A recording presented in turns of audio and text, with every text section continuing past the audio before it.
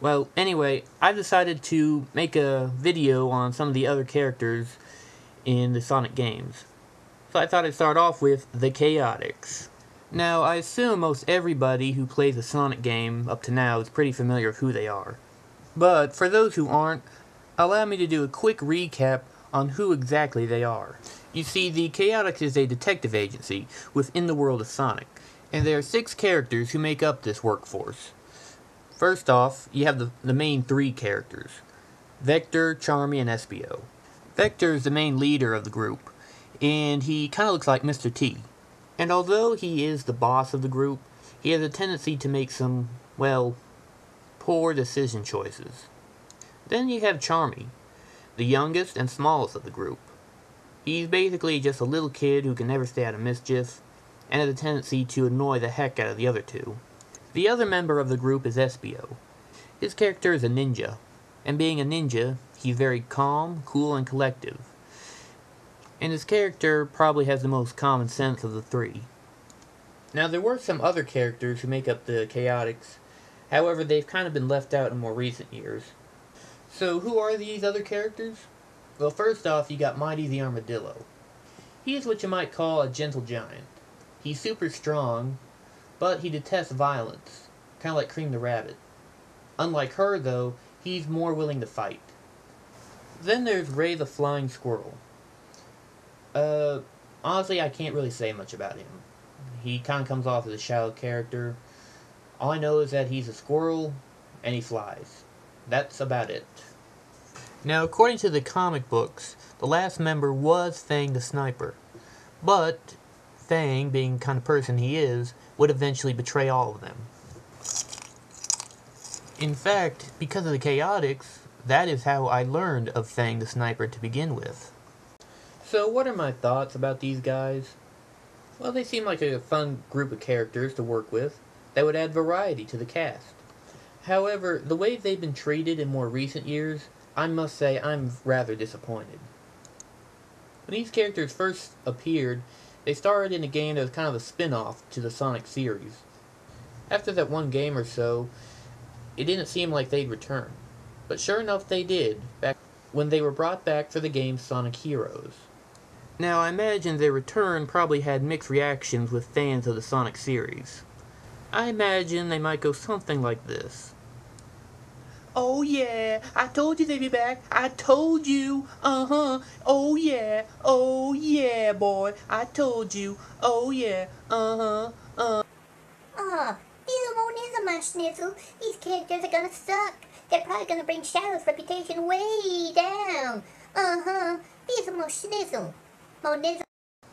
You know, I really don't care about these new characters. I just hope they don't ruin Shadow's reputation, you know? 'Cause, like, Shadow rules. He's super cool, yeah. Yeah. Anyway, moving on. After their appearance in Heroes, they began popping up in the other Sonic games. Like Shadow the Hedgehog, Mario and Sonic Go to the Olympic Games, Sonic Rivals 2. Eventually, they were used so much in the games that they were brought into the anime series, Sonic X. And it's about this time where things start to get bad. When Sonic Heroes came out, the original idea for bringing back the Chaotix was primarily just to have, like, another group of characters to play as. Their personalities were pretty cool, I could say. So where exactly do things go bad for these guys? In the games and anime series that would follow after this is where we see a really big change in the characters. Everything they do, they screw up. Every time they're given a simple task, they mess it up completely. It's like, no matter what they do, they turn into a big disaster. And if that wasn't enough, pretty much in every episode of Sonic X which revolved around them, they get beaten up. They get pummeled. Pretty much all 3 characters suffer some kind of physical abuse.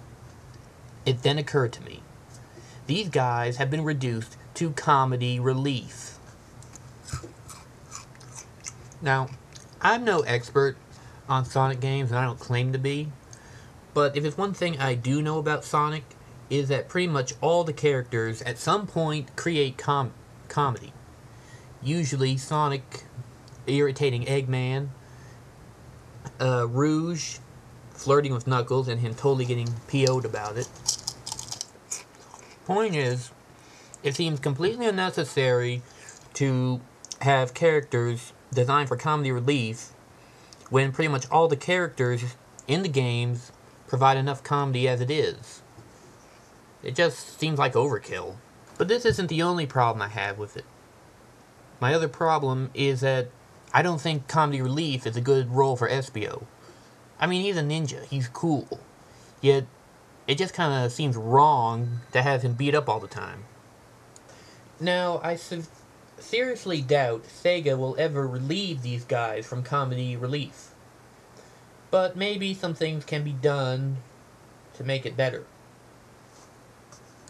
Maybe replace Espio with Ray the Flying Squirrel, since like I said he's shallow anyway. This would be a good way to elaborate on his character. And then have Espio go on his own, because ninjas are usually working alone. To my knowledge they do. Another possibility is you could bring back Mighty. He teams up with Espio. That way you have your two serious guys and your two goofy guys who do comedy relief. I mean, comedy relief works really well for Vector and Charmy. That's okay, I guess, but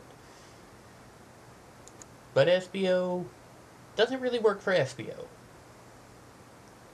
Now, I seriously doubt that Sonic's ever going to relieve them of comedy relief, but it'd be kind of nice if they could go back to being a kind of a cool group like they were in Sonic Heroes. But I don't know if that's ever going to happen. Now, one thing I would like to point out before I end this is that when it comes to the comics are much more forgiving to these guys than the games and TV series have been. They're not comedy relief, or at least not all the time, not 24/7. Oh yeah, before I forget. Find the computer room! Find the computer room! Find the computer room! Find the computer room! Find the computer... Look, Natasha, it is Flying Squirrel, and he has very large emerald. There's Squirrel. But where is Moose? I hate Mondays.